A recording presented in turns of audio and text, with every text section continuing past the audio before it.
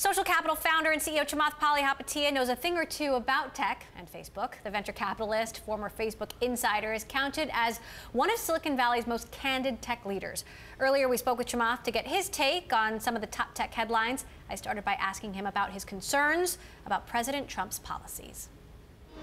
It's really not the policies, quite honestly, but it's the unintended consequences. And specifically, what I think is really scary is about what the long-term impacts to human capital are in the United States. So if I had to use a sports analogy, when your job is to win a championship, what you do is you try to draft and recruit from free agency the absolute single best players in every position you can, put them on the field or the court in order to win. Similarly, the United States, up until, frankly, quite recently, has been that equivalent for human capital.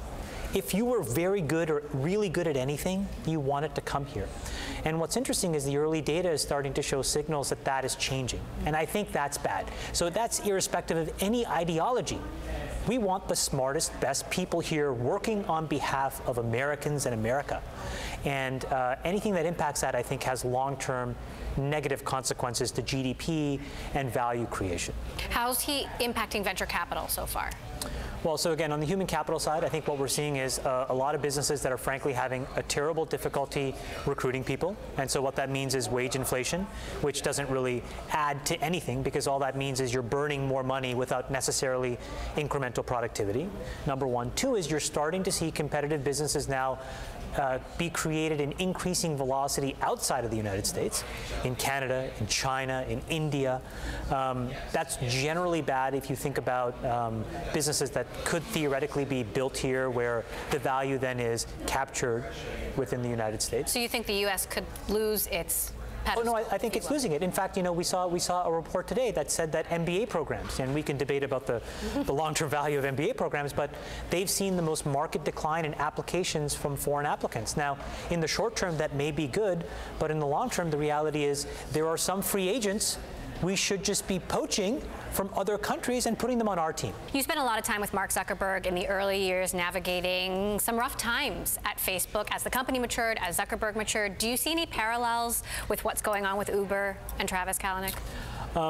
It's hard to know because I'm not in the situation in the boiler room at Uber. But here's what I'll tell you about Facebook, which was that in those moments where we push certain boundaries, say, for example, in the way that we build and design certain products, or how we were exploring the consequences and the reach of privacy, and we had our hands slapped or we learned things, what we did was internalize the cost benefit and the trade-off of the potential of what we wanted to build and the impact of that to humanity versus taking a more methodical approach. And since then, I have to say, Facebook has been basically flawless.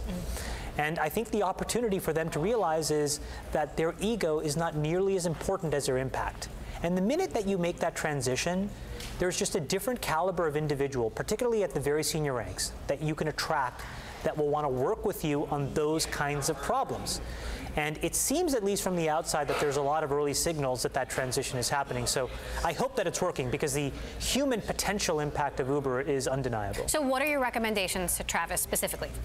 In your position outside the boiler room as an observer?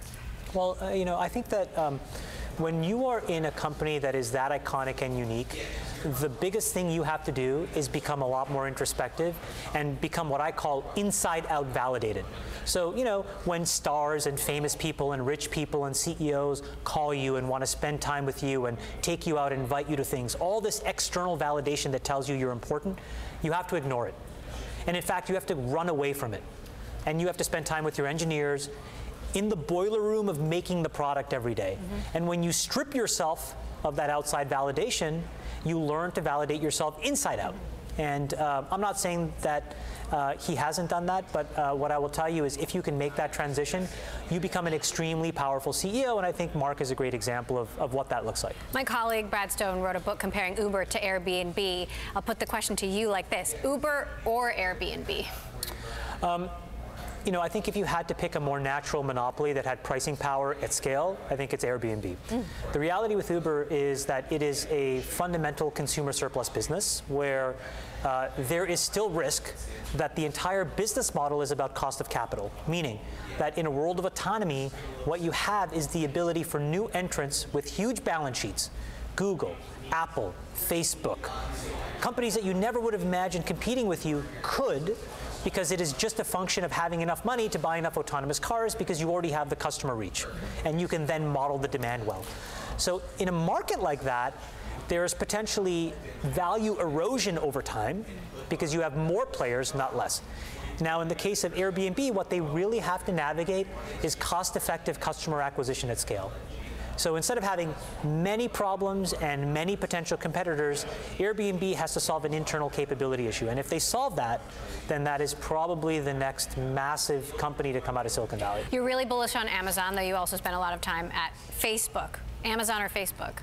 So, the thing that I think about is you have to fundamentally be in the largest, most unconstrained market possible. And when you look at the world and where dollars are spent, advertising in and of itself is a $200 billion plus market. It's created now $1.1 trillion of value between Facebook and Google. It's incredible. But Facebook is running out of space to put its ads. But at the end of the day, the thing that is fundamentally unconstrained is consumption by consumers. Wherever there are people who are making more money than they spend, they will find a way to allocate whatever's left over to buying things.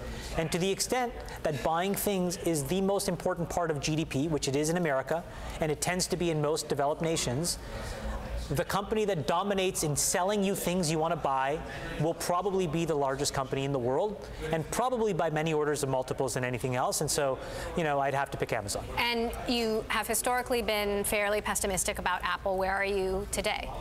We don't hold it.